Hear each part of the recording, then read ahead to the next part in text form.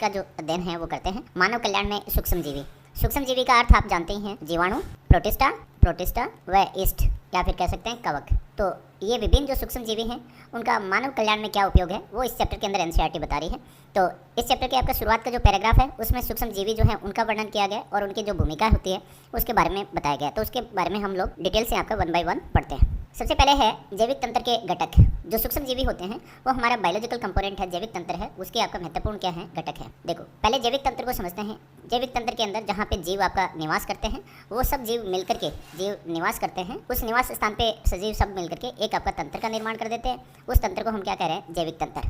इस जैविक तंत्र के अंदर वैसे हमें जो दिखाई देने वाले जो जीव होते हैं वो पौधे होते हैं और जंतु होते हैं। तो हम तो केवल पौधे और जंतुओं को आंखों से देख सकते हैं, क्योंकि सूक्ष्म जीवी तो बहुत ही आपका सूक्ष्म आकार के हैं, वो हमें दिखाई नहीं देते हैं। इसलिए कई बार हमें ये भ्रम होता है कि जीव तंत्र के घटक नहीं है। परंतु देखा जाए तो आप पौधे और जो जंतु हैं उनके साथ में जो सूक्ष्म जीवी हैं वो भी मिलकर के किसका निर्माण कर रहे हैं, हमारे जो एक जैविक तंत्र है उसका आपका निर्माण कर रहे हैं। जो कवक हैं आपके, ठीक है, उसके बाद में जो जीवाणु हैं, प्रोटिस्टा हैं, वो सब आपका क्या हैं, ये सब सूक्ष्म जीवी हैं। इतनी बात समझ में आ गई। तो पहला एनसीईआरटी करिए कि हमारा जो जैविक तंत्र है उसके महत्वपूर्ण घटक है पौधे और जंतुओं के साथ साथ। सजीवों की विविधता के बारे में बात कर रही है एनसीईआरटी। विविधता शब्द हम कक्षा 11 में पढ़ते हैं। विविधता शब्द का आपको अर्थ पता होना चाहिए कि आपके जो सजीव होते हैं उनके विभिन्न प्रकार, सजीवों के विभिन्न प्रकार एवं संख्या, सजीवों के विभिन्न प्रकार एवं संख्या को ही हम जैव विविधता या विविधता कह देते हैं।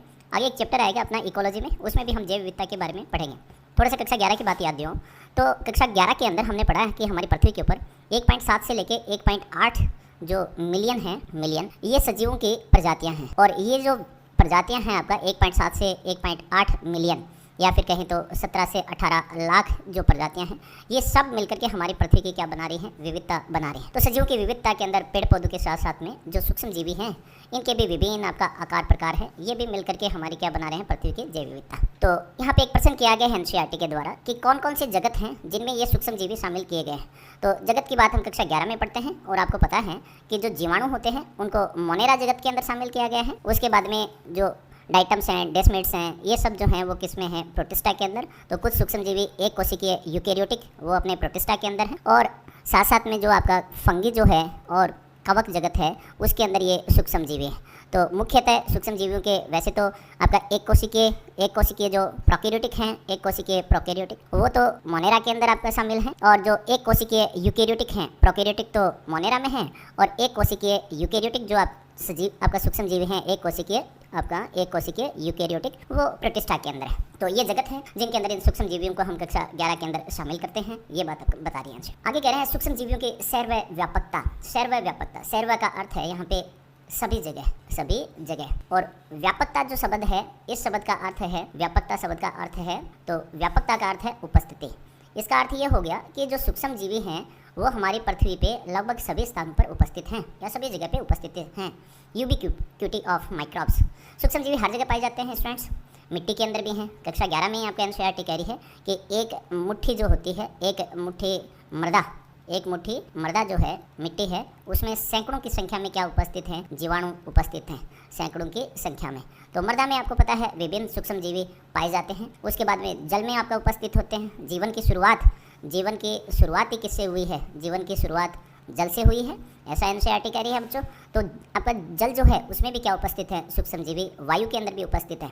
यहाँ तक कि मानव शरीर एवं अन्य पौधे और जंतु जो होते हैं उनके शरीर के अंदर और शरीर के ऊपर भी आपका उपस्थित है, यानी कि सहजीवी के रूप में एवं परजीवी जो हैं उनके रूप में आपका मानव शरीर के ऊपर, मानव शरीर के अंदर, पौधों के शरीर पर और आपका अन्य जंतुओं के शरीर पर उपस्थित हैं। मानव शरीर का यदि बात करें तो आप याद कीजिए ई कोलाई को, इस्त्रीसिया कोलाई को। मानव आपका शरीर का क्या है, एक आपका सहजीवी जीवाणु है। तो मानव शरीर और अन्य पौधे जंतुओं के शरीर के भीतर भी पाए जाते हैं। यहाँ पे एनसीईआरटी कह रही है कि आपका मिट्टी, जल, वायु और अन्य जीवों के शरीर के भीतर ही नहीं, अत्यधिक जो आपका प्रतिकूल परिस्थितियाँ हैं, यहाँ पे प्रतिकूल, तो अत्यधिक जो प्रतिकूल आपका परिस्थितियाँ होती हैं उनमें भी सूक्ष्म जीवी पाए जाते हैं। जो विषम परिस्थितियाँ होती हैं उनके अंदर भी पाए जाते हैं। विषम परिस्थितियाँ किसके हैं, आवास के, रहने की जगह पे, जो आपका रहने की ऐसी जगह जहाँ पे अन्य जीव नहीं रह सकते, जिनका तापमान अधिक है, पानी की कमी है, लवणता अधिक है, वो सब प्रतिकूल परिस्थितियाँ, विषम परिस्थितियाँ हैं। उन विषम परिस्थितियों में, प्रतिकूल परिस्थितियों में भी कौन पाए जाते हैं, सूक्ष्म जीवी पाए जाते हैं। याद करो कक्षा 11 की बात। कक्षा 11 के अंदर हम लोग जीवाणु के अंदर एक समूह पढ़ते हैं और उस समूह का नाम है आर्कीबैक्टीरिया।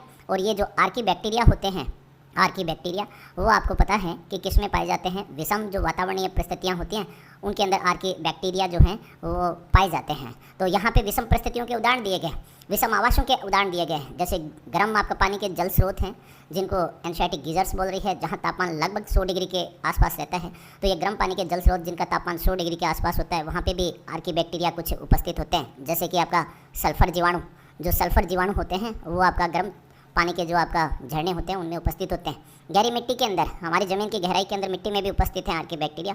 मोटी बर्फ़ की परतों के नीचे जो जहाँ पे आपका बर्फ़ आपका जमी हुई है, जैसे कि हमारे जो ध्रुव हैं उत्तरी और दक्षिण ध्रुव है, तो उन ध्रुवों के अंदर भी बर्फ़ की मोटी परत के नीचे आपका जीवाणु उपस्थित है। अत्यधिक अम्लीय परिस्थितियाँ, वही आपका गर्म पानी के आपका अम्ल युक्त जो झरने हैं उनके अंदर भी जीवाणु पाए जाते हैं, आर्कीबैक्टीरिया पाए जाते हैं। तो यहाँ पे सर्वव्यापकता जो है यानी कि सब जगह पे उपस्थिति को एनसीईआरटी आपका सिद्ध कर रही है, बता रही है कि सूक्ष्मजीवी मिट्टी के अंदर, जल में, वायु में, आपका जंतुओं के शरीर में, पौधों में और अत्यधिक विषम परिस्थितियों में भी पाए जाते हैं। जैसे कि गर्म पानी के आपका जल स्रोत हैं जिनका तापमान 100 डिग्री के आसपास है, गहरी मिट्टी है, मोटी बर्फ की परतें हैं, अत्यधिक अम्लीय परिस्थितियां हैं, उनमें भी ये उपस्थित होते हैं स्टूडेंट्स। नेक्स्ट आपका कह रहे हैं सूक्ष्म जीवों की विविधता। वहाँ पे सजीवों की विविधता की बात की गई है, यहाँ पे डाइवर्सिटी ऑफ माइक्रोब्स की बात की गई है। तो सूक्ष्म जीवी भी एक ही प्रकार के नहीं हैं, उनके भी विभिन्न प्रकार हैं। सूक्ष्म जीवियों के भी विभिन्न क्या हैं?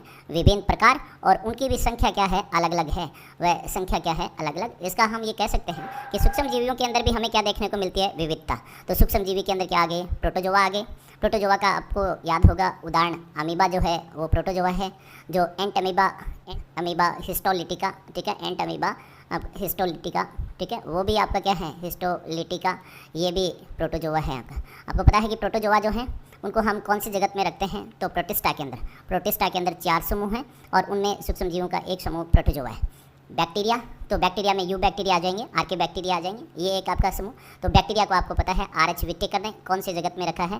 तो बैक्टीरिया को RH विटेकर ने मोनेरा जगत में रखा है, तो ये मोनेरियंस हैं, मोनेरा जगत में रखा गया है। फिर कवक हैं, फंगी हैं। फंगी का सबसे आसान उदाहरण हमें याद रखना है ईस्ट का। ईस्ट के अलावा भी बहुत सारे कवक हैं, कक्षा 11 में पढ़ते हैं, 4 वर्ग हैं कवकों के। उसके बाद में वायरस जो हैं वो भी आपका किसमें शामिल बता रही है? एनसीईआरटी सूक्ष्म जीवियों में। हालांकि जो विषाणु है, वायरस जो है, उसके बारे में आपको पता है एनसीईआरटी कह रही है कक्षा 11 में कि अकोशिकीय होते हैं, इसलिए उनको हम क्या नहीं मानते हैं? जीवित नहीं मानते हैं, सजीवों के शरीर के बाहर आपका, परंतु इनको भी सूक्ष्म जीवियों में यहाँ पे शामिल किया गया है। वायरॉइड्स को आपका शामिल किया गया है। तो वायरॉइड्स जो हैं उनको आपका शामिल किया गया है। तो ये वायरॉइड्स जो होते हैं ना, ये बेसिकली आपका क्या है? कम अणुभार वाले, ठीक है ना। वायरॉइड्स बेसिकली आपका क्या है? कम अणुभार वाले, ठीक है, कम अणुभार वाले, ठीक है, कम अणुभार वाले आरएनए के रज्जुक होते हैं। और ये आपका जो आरएनए के रज्जुक हैं वो आपका बीमारी उत्पन्न करते हैं। और आपको पता है कि जो आपका वायरॉइड्स हैं वो केवल पौधों में रोग उत्पन्न करते हैं। ये अपना कक्षा 11 के अंदर हम लोग पढ़ लेते हैं, ठीक है। तो वहाँ पे दूसरे चैप्टर में वायरॉइड्स के बारे में बताया गया। कम अणुभार वाले आरएनए रज्जुक को वायरॉइड्स बोल देते हैं और ये वायरॉइड्स पौधों में रोग उत्पन्न करते हैं, तो इनको भी सूक्ष्मजीव में यहाँ पे बता रहे हैं। और प्रायोन्स को आपका बोला गया, ये भी महत्वपूर्ण है, यहाँ पे ऑब्जेक्टिव टाइप का प्रश्न बनेगा। प्रोटीन जनित संक्रामक कण होते हैं, तो हमारे पास में प्रायोन्स क्या हैं उनको यदि हम देखें तो ये बेसिकली विकृतिकृत, ठीक है, आपका क्या है? यानी कि जिनका विन्यास बदल गया है, विकृतिकृत प्रोटीन के कण हैं, ठीक है, प्रोटीन कण जो प्रकृति में कैसे हैं? संक्रामक। यानी कि ये विकृतिकृत प्रोटीन के जो कण हैं वो बेसिकली आपका किस में प्रवेश कर जाएं? सजीवों के शरीर में प्रवेश कर जाएं तो क्या उत्पन्न करते हैं? रोग उत्पन्न करते हैं। ऐसे आपका प्रायोन से उत्पन्न होने वाले रोग भी अपने कक्षा 11 में दिए गए। तो विकृतिकृत प्रोटीन के कण जो संक्रामक होते हैं, सजीवों में रोग उत्पन्न करते हैं, उन्हें हम क्या कह देते हैं? प्रायोन्स। इनको भी सूक्ष्म जीवों की विविधता में शामिल किया गया।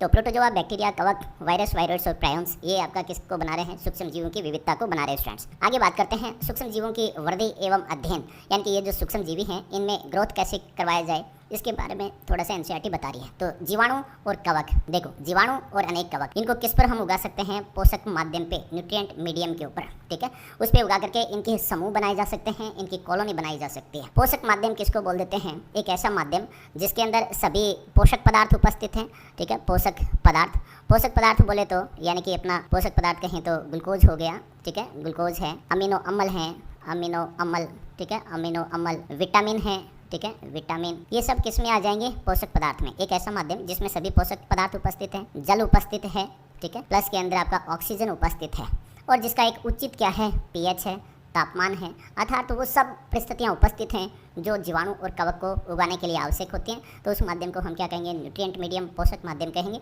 और इस माध्यम में बैक्टीरिया और जीवाणु को हम प्रयोगशाला में उगा करके इनकी कॉलोनी बना सकते हैं। ऐसे कल्चर सूक्ष्म जीवों के अध्ययन में सहायक होते हैं, अर्थात प्रयोगशाला में इनको हम लोग पोषक माध्यम में उगा करके इनका क्या कर सकते हैं, अध्ययन कर सकते हैं। सूक्ष्म जीवियों का प्रभाव, तो इस टॉपिक में एनसीईआरटी ये बता रही है कि ये सूक्ष्म जीवी जीव जंतुओं के ऊपर अनेक प्रभाव आपका डालते हैं। तो मानव है, जंतु है, पौधे हैं, इनके अंदर कुछ सूक्ष्म जीवी जो हैं वो आपका क्या उत्पन्न करते हैं, रोग उत्पन्न करते हैं। यानी कि हम पढ़ते हैं जीवाणु जनित रोग हैं, विषाणु जनित रोग हैं, कवक जनित रोग हैं। तो विभिन्न प्रकार की बीमारियां इनके अंदर उत्पन्न करते हैं। और ऐसे सूक्ष्म जीवी जो रोग उत्पन्न करते हैं उनको हम क्या बोल देते हैं, रोगजनक। इन सूक्ष्म जीवियों को क्या कहेंगे, रोगजनक, पैथोजन। ये बात हम लोग जो अपना चैप्टर है पैथोजन, मानव स्वास्थ्य वाला एवं रोग वाला, उसके अंदर ये बात पढ़ते हैं। परंतु सभी सूक्ष्म जीवी हानिकारक नहीं है। एनसीईआरटी के देखिए लाइन क्या कह रही है कि आपका रोग उत्पन्न कर रहे हैं, परंतु सभी रोग उत्पन्न नहीं करते हैं, हानिकारक नहीं होते हैं। बहुत से ऐसे भी सूक्ष्म जीवी हैं जो मानव के लिए लाभकारी है। और इस चैप्टर के अंदर कौन से सूक्ष्म जीवियों का वर्णन है, कौन से उनकी बात हो रही है जो मानव के लिए क्या है, लाभकारी है, तो उनका हम यहाँ पे अध्ययन करने जा रहे हैं। तो सूक्ष्म जीवों का प्रभाव देखें सजीवों के ऊपर। तो मानव, जंतु और आपके पौधों में बीमारियां उत्पन्न करते हैं, परंतु सभी नहीं, कुछ सूक्ष्म जीवी मानव के लिए लाभकारी भी हैं स्टूडेंट्स।